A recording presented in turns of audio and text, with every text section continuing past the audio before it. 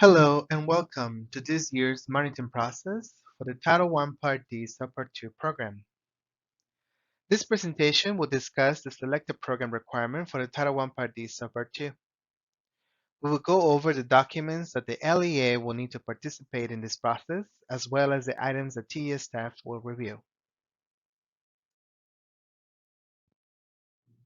Before we begin, we would like to point out that documenting overall compliance for a program requirement may require several forms of documentation to be maintained locally and available upon request by TA and/or an auditor.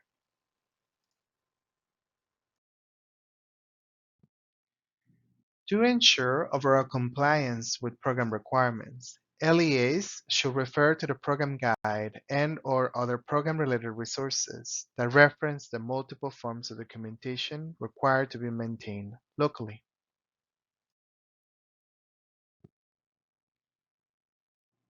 The documentation requested for submission during the program monitoring process may not include all forms of documentation that are required to be maintained locally. Here we have the chosen program requirement for the upcoming monitoring process.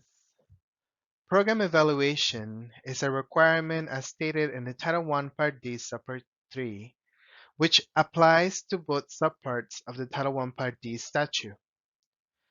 The LEAs that conduct a Title I Part D Subpart 2 program must evaluate the program, disaggregating the data on participation by gender, race, ethnicity, and age no less than once every 3 years to determine program's impact.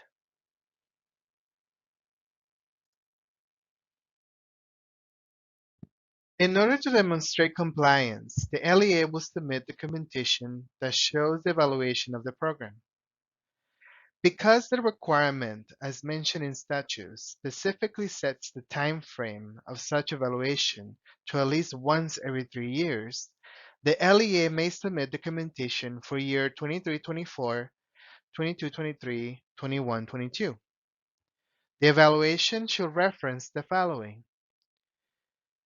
youth that have maintained and improved educational achievement and graduated from high school, youth that have accrued school credits that meet state requirements for grade promotion and high school graduation, youth that have made a transition to regular program or other educational program operated by an LEA, youth that have completed high school or its equivalent and obtained employment after leaving the facility, and youth that have participated in post-secondary education and/or job training programs.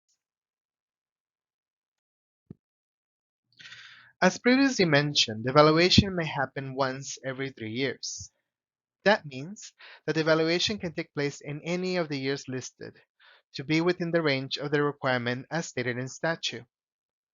The LEA will need to ensure that the documentation will need to be within the range of the years. If multiple evaluations exist, the LEA is encouraged to submit the most recent one.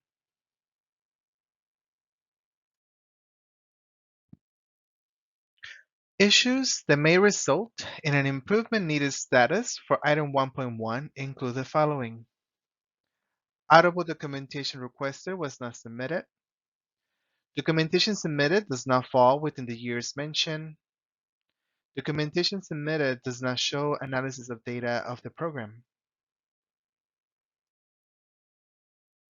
Thank you so much for your time and attention. If you have any questions, please reach out to the Program Director, Gerardo Ramirez, whose contact information is listed on the Federal Program Compliance Division at the number and email listed.